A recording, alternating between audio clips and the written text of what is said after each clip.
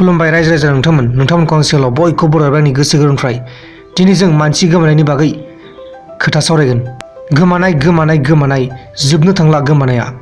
जायबा मानसिया गोमादों बे मानसिनि मुङानो जाहैबाय बिदांस्रि बसुमतारी। बिदांस्रि बसुमतारीनि गामिया बाथाबारि, पस्ट अफिसा गलागाव आरो लोगोसे डिस्ट्रिक्टआ जाहैबाय बाक्सा डिस्ट्रिक्ट। नैबे नुबाय थानाय गथ'आनो जाहैबाय बिदांस्रि बसुमतारी। नोंथांमोना बे बिदांस्रि बसुमतारीखौ मोजाङै नायना लाबानो जाबाय। बेनो गोमानानै दं।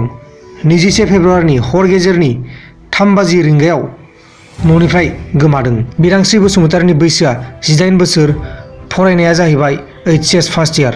बिदांस्रि बसुमतारीया न'खराव जेबो खोन्थायालासिनो हर गेजेरनि समाव न'निफ्राय गोमायो।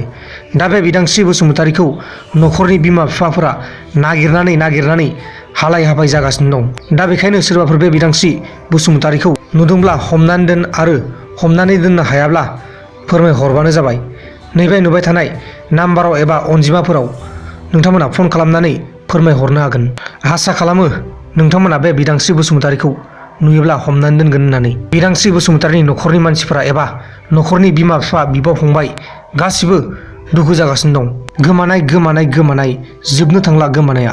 नैबे नुबाय थानाय गथ'आनो जाहैबाय बिदांस्रि बसुमतारी। 21 फेब्रुवारिनि हर गेजेरनि 3 रिंगायाव न'निफ्राय गोमादों। बिदांस्रि बसुमतारीनि बैसोआ 18 बोसोर, फरायनाया जाहैबाय HS फार्स्ट इयार।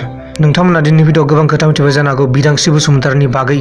दिनैनि भिडिअ'आ बेखिनियावनो जोबनाय जाबाय। गुबुन मोनसे गोदान भिडिअ'नि गेजेराव थाबैनो लोगो मोनगोन नोंथांखौ मोनसे गोदान टपिकनि गेजेराव। नोंथांमोना बे बिदांस्रि बसुमतारीखौ मोजाङै नायनानै लाबानो जाबाय आरो नुयोब्लाथाय फन खालामनानै फोरमायहरबानो जाबाय।